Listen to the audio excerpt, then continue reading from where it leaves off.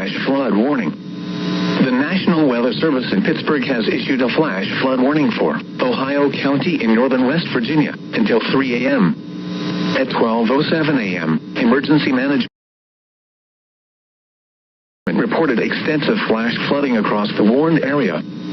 Between 2 and 4 inches of rain have fallen. Flooding impacts will continue, but no additional rainfall is expected.